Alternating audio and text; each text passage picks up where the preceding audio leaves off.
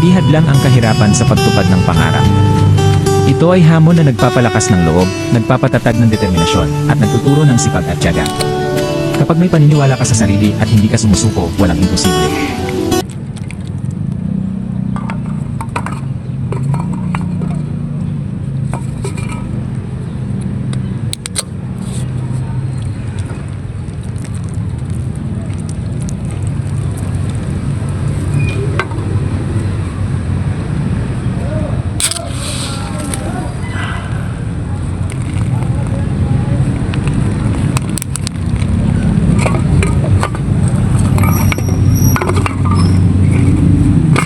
Ito mga pagkabugok, dagdag kalakal natin to, no?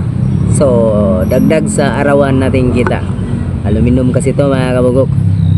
So marami kasi dyan na nabao na. Kasi yung mga stock kasi dati sa grocery, noong nag-abroad yung mayari, binagsak dito lahat. Kaya ang raming soft drinks.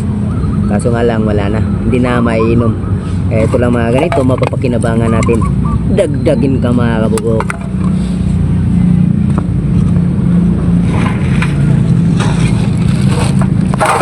Ito na yung naipon natin mga kabugok.